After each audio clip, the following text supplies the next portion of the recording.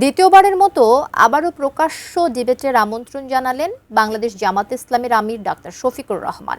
প্রথমবার কারো নাম উল্লেখ না করলেও এবার সরাসরি বিএনপি চেয়ারম্যান তারেক রহমানকে উদ্দেশ্য করেই এই আহ্বান তিনি জানিয়েছেন। তবে কি এবার সত্যি জনসম্মুখে মুখোমুখি হতে যাচ্ছেন জামাত ও বিএনপির দলীয় প্রধানরা? বিস্তারিত জানাচ্ছেন আরিফ হাসান।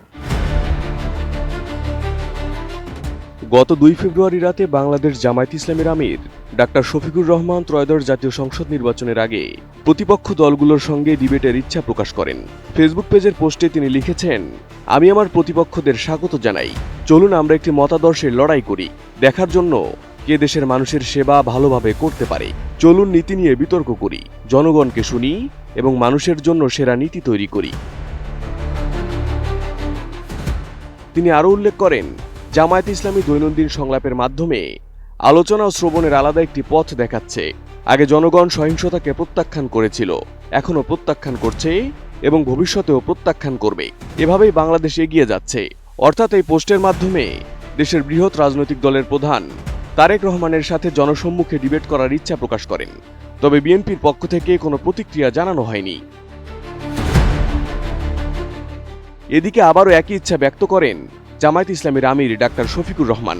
শুক্রবার রাতে এক ফেসবুক পোস্টে বিএনপির চেয়ারম্যান তারেক রহমানকে উদ্দেশ্য করে তিনি লেখেন, সম্মানিত তারেক রহমান, বৈধতা আসে কেবল একটি অবাধ ও সুষ্ঠু নির্বাচন থেকে।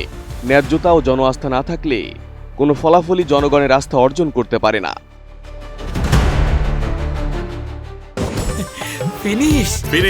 আপনার ঘরবাড়ি ও আঙ্গিনা সকল কীটপতঙ্গ ধ্বংস করে। জুলাই বিপ্লবের পর আমাদের তরুণ প্রজন্মের কাছে দায়বদ্ধতা আছে প্রমাণ করার যে রাজনীতি হতে পারে শালীন, সংযত ও অহিংস। আসুন গণমাধ্যম ও জনসম্মুখে দাঁড়িয়ে আমরা ভবিষ্যৎ শাসনের জন্য এমন একটি মানদণ্ড স্থাপন করি যা হবে সমালোচনার জন্য উন্মুক্ত, জবাবদিহিমূলক ও স্বচ্ছ। ডাক্তার শফিকুর রহমান লেখেন, আপনি যেহেতু আপনার পরিকল্পনা ঘোষণা করেছেন, তাই আমি আপনাকে একটি উন্মুক্ত মঞ্চে সরাসরি আলোচনায় অংশ নেওয়ার আমন্ত্রণ জানাচ্ছি, যেখানে আমরা নিজ নিজ ইশতেহার জাতির সামনে উপস্থাপন করব এবং সিদ্ধান্ত নেওয়ার অধিকার জনগণের হাতেই ছেড়ে দেব। আসুন আমরা বাংলাদেশের জন্য একটি নতুন অধ্যায়ের সূচনা করি, যেখানে সবাই জনগণের রায়কে সম্মান করার অঙ্গীকারে আবদ্ধ থাকবে। ইতি ডক্টর শফিকুর রহমান। তবে এখন পর্যন্ত এই পোস্টেরও কোনো প্রতিক্রিয়া জানানো হয়নি বিএনপির পক্ষ থেকে। মূলত নির্বাচনের আগে দলীয় প্রধানদের ডিবেট বিশ্বের গণতান্ত্রিক দেশে একটি গুরুত্বপূর্ণ প্রথা। যদিও এশিয়ার অনেক দেশে এই ধরনের দৃশ্য খুব একটা দেখা যায় না। পশ্চিমা দেশগুলোতে সাধারণ ভোটাররা মুখিয়ে থাকেন তাদের নেতা ও প্রার্থীদের সরাসরি আলোচনার জন্য।